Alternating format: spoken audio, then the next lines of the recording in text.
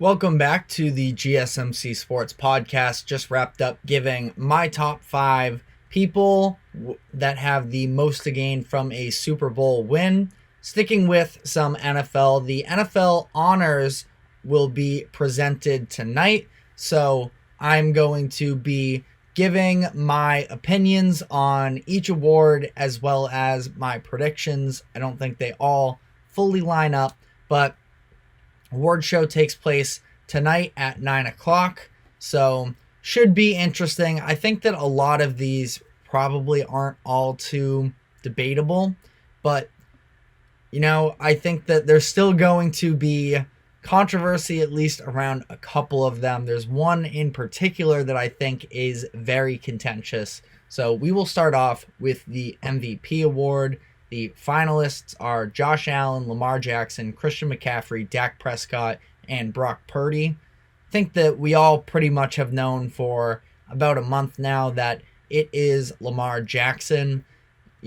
This was a very strange MVP race, in my opinion. I feel like it just bounced around a lot. Week to week, we were considering a different person for it. There was the list of I just named really are the ones that stick out in particular between Dak Prescott, Brock Purdy, and Christian McCaffrey. But it just never seemed like there was all that too convincing of a name. Tyreek Hill was in that conversation, I think, for a while. This was, if it's not going to be a position player this year, I don't know if we're ever really going to see one again, because I think that Christian McCaffrey could have been very deserving for this. Now, specifically, this all sort of ended when the Ravens pummeled the 49ers on primetime later in the season, and that's pretty much when it was wrapped up for Lamar Jackson. But I think McCaffrey had a great argument for a lot of the year. Tyreek Hill did as well, but Tyreek ended up going down with injury for a bit there, and his numbers sort of fell off some. So, yeah, I think that we just sort of have to come to grips with the fact that this is a quarterback award, and I think we mostly have at this point. We're maybe 10 years since the last time a non-quarterback has won. It was probably Adrian Peterson in 2012, unless I'm misremembering, but that's fine. It is the most valuable position. I think that we can sort of acknowledge that, and a lot of the time it's going to be the best quarterback on the most successful team. I would like to maybe point out the fact that their defense was so dominant, Baltimore, this year, that in some of these, they were never really tested all that hard during the regular season. And that's not a bad thing. It was, the Lions when the Ravens stomped all over them, and Lamar had a good rushing game in that game. They ran all over the Lions, and the Seahawks were seen as a threat at one point. And again, this Niners win happened, so I'm not trying to take anything away from Lamar. I just feel like, not all MVPs are necessarily built equal in terms of the weight behind them. I know at the end of the day, it just goes on your resume as an MVP award, but I don't think that the competition necessarily was all too convincing, and just based on how the year played out. But it is going to be Lamar. It should be Lamar. So really, ultimately, no big problems there. Offensive Player of the Year is easily Christian McCaffrey to me. Like I was saying, I thought that he should have gotten real MVP consideration, and while that isn't going to happen, it has to be him for this. I never really understand the difference sometimes when they go MVP versus Offensive Player of the Year. Sometimes they're the same winner, sometimes they're not, but I know that it should be McCaffrey in this one. The finalists are Tyreek, Lamar Jackson, CeeDee Lamb, Christian McCaffrey, Dak Prescott. Again, it's sort of weird the way that we distinguish an MVP and Offensive Player of the Year award versus sort of being separate things, but I think this is probably the fair way to divvy it out, is Lamar with the MVP, Christian McCaffrey with the Offensive Player of the Year. So I don't know if any of you have better ideas than I do in terms of the difference. That's something I'm definitely going to have to look into. Defensive player of the year. This is the one where I think it is going to be a lot of dialogue behind, because in my opinion, the two front runners for the award are division rivals, play the same position. That is between Myles Garrett and TJ Watt. It is them along with Deron Bland, Micah Parsons, and Max Crosby for the Defensive Player of the Year award here as the finalists. Just as a side note, he had a great season, but Deron Bland being up here because he had a handful of pick sixes, and you know what? It's putting points on the board for your team from a defensive position. So there's obviously value to that, but I was very surprised to see that he was a finalist. I don't think he's that level of a shutdown cornerback. I think, interceptions are just always such an interesting sort of way to evaluate cornerbacks alone. And yes, it's helpful, but we had Trayvon Diggs a few years ago allowing historical receiving yards, but also grabbing historical interceptions. So, it's just weird how that works, and that's why it's so hard for cornerbacks, I feel like, to win Defensive Player of the Year. Shout out Stephon Gilmore, though, with his year on the Patriots. So, as to the debate between these two players in particular, it's really tough, because if you look at these statistics across the board, TJ Watt has Myles Garrett beat in just about everything. 19 sacks is an incredible feat, and also the fact that if you sort of want to look bigger picture, I always have this little internal debate with myself of how much are wins actually quarterback stats. Wins are definitely not defensive end stats, but the Steelers are so much worse when he is not playing versus when he's playing. Since he's been drafted, I believe the Steelers are 1-10 in games that TJ Watt doesn't play in. He seems to really have this level of value to their team, to their defense, obviously, and it's kind of hard to overcome that. Now, what's interesting is the way that if you get into some of these more advanced analytics, the way that Myles Garrett, he was double teamed the second most in the NFL this season. Micah Parsons also, by the way, I don't really have him in consideration for this award, although he definitely deserves to be a finalist, and I don't think it would be any sort of an atrocity if he did win, but I think these other two guys are maybe just a step above them. And, Micah Parsons is also very young. None of these guys are old necessarily, but Micah Parsons, still very young, has plenty of time to win the Defensive Player of the Year award. TJ Watt won it last season, but there's a very large section of people on the internet that think you're stupid if you aren't looking into the double team rates and the pass rush win rate that Myles Garrett does beat TJ Watt in. And it's funny because at eye level, I feel like a lot of people who just sort of casually enjoy football, it can be a little reliant on counting stats, and there's a portion of people that think that sacks are an overrated stat in comparison to QB hits, QB knockdowns, QB pressures, all of that stuff, where TJ Watt still does sort of win in a lot of these categories, pressures by a significant amount. But I also think that you can't overlook the fact of, it's one thing to put pressure on someone, just look at Patrick Mahomes, just look at Lamar Jackson, versus actually taking them down. And finishing the play, I think, is a very significant thing that, again, I'm speaking to a very particular few, I feel like, when it comes to this debate of what are the most valuable defensive stats. I still don't have a necessarily definitive answer. I just think you have to look at everything as a whole, and you can't just cherry pick particular stats. That being said, I don't feel super strongly either way. I feel like I'm supposed to feel bad about going with TJ Watt, but I would pick TJ Watt, even though I think that Myles Garrett is the favorite as of this morning, and there's a very good chance that he wins it. Would be deserved. But I just feel like Browns and Steelers fans are going to be, one of them's going to be very mad one way or another, and that's the one that's going to shake the internet the most, I think. Offensive Rookie of the Year award, I don't really think there's much of an option but to choose CJ Stroud in this instance. He was incredible for them all year long. He had his name somewhat in MVP consideration at one point during the season, especially before he got hurt, but he was great.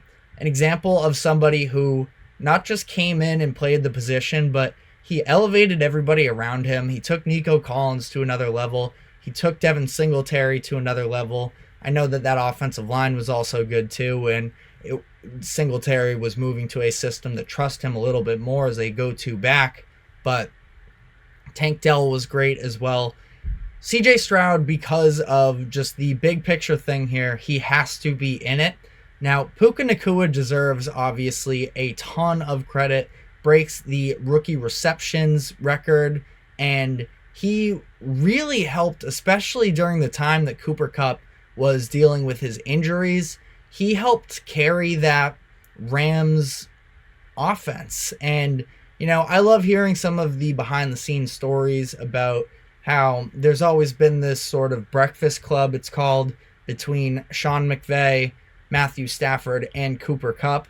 And the fact that Puka was just so excited, or eager, I should say, more so than excited, to be a part of this, to learn as much as possible. He was just a perfect addition to this offense that is very nuanced, and I think there's a lot of brilliant NFL minds within that offense, and that's why McVay was so excited at the time. There was some clips that came out of his reaction when the GM drafted Puka, and as a result, he put together an incredible season. It's almost unfortunate that he can't win this, and not that he can't and there's no chance, but it's going to be CJ Stroud, and CJ Stroud deserves it. But for a 5th round receiver to come out and put together the type of season Puka did and help bring real value to that team, he deserves a ton of credit and recognition as well. If you were curious, the other finalists for this are Jahmyr Gibbs, Sam Laporta, and Bijan Robinson. Interesting with Bijan, but I'm not gonna get into all of that. Defensive Rookie of the Year, it is Will Anderson, Jalen Carter, Joey Porter Jr., Kobe Turner, and Devin Witherspoon as the finalists. I think this is another really good conversation, another one where you can kind of go with a couple different answers here, and I don't think you would be wrong necessarily, but I do sort of stand out in, I have a sort of definitive opinion, but again, it's not like I'm stating a fact here. I think that if Jalen Carter or Devin Witherspoon won this award, I wouldn't really bat an eye. I think it would be totally acceptable, but I personally would pick Will Anderson Jr. I think he was so incredible this year. Just the way that this all sort of played out. Jalen Carter came into the scenes early in the spotlight. This was a guy who was potentially going to go number 1 before the incident that took place during the Georgia parade. He ends up falling a bit to the Eagles, team that had just won the NFC Championship, and everybody is freaking out. How did we let this guy fall as far as he did? He had 7 QB hits in his first 8 games with 4 sacks during that stretch. He was incredible. Baby Rhino, I believe, is what he was called. And he still is phenomenal, but he sort of disappeared down the second half of the season. Now, the Eagles struggled a lot as a group as a whole on the defensive side of the ball during that second half stretch, so obviously hard to put it solely on the shoulders of their first round pick. But I think on the other end, Will Anderson, the trajectory that he was on, and he just kept getting better and better as the year went on. I thought it was so impressive. You have to consider the positional differences when you're talking about these two guys, but he finished with more QB hurries, QB knockdowns, pressures, sacks, and tackles than Jalen Carter did. This is Will Anderson. He was also third in the NFL in pass rush win rate, and he did all of this in one less game than Carter. But I also think that part of what plays into this for me is Will Anderson is an every down guy. Jalen Carter, even dating back to Georgia, he was never really a 3-4 down guy. Comes off the field a lot, and down the stretch, he played during his final 5 regular season games. Jalen Carter, he played over 50% of the defensive snaps only once. Again, a little bit of positional stuff there, but maybe a little bit of an unfair comparison. Aaron Donald is not playing just under 50%. I even went back and checked just to be sure. Aaron Donald only had one game under 60% of snaps all season, comparing him to the greatest interior lineman of all time, basically. So not super fair, but I just think that Will Anderson deserves the recognition of Defensive Rookie of the Year. And last 2 awards here, quickly on them. Comeback Player of the Year. Finalists are Joe Flacco, Damar Hamlin, Baker Mayfield, Matthew Stafford, Tua Tagovailoa. I think it has to be Damar Hamlin. And it's very interesting the way that NFL fans sort of act when it comes to this conversation, because a lot of people act like it's this super prestigious award, but we're talking about Comeback Player of the Year. It's really not that deep. This award maybe shouldn't even exist. I don't really care for it in the first place. And Damar Hamlin, this is the award almost. It's like a recognition award for doing something spectacular. In the MLB last season, Liam Hendriks of the Chicago White Sox came back from being diagnosed with cancer in December. He was determined to play. He pitched for 5 innings in 5 appearances. Then he was shut down with a separate injury. I believe he got Tommy John surgery. But MLB fans celebrated this guy coming back from cancer.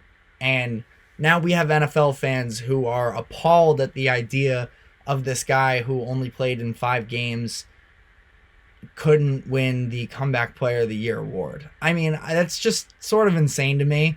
It's pretty cynical. Like, the guy's heart stopped beating, and he came back and he was not scared to keep playing, and sure, it was his livelihood, and it's not that simple. Like, this was a very big deal.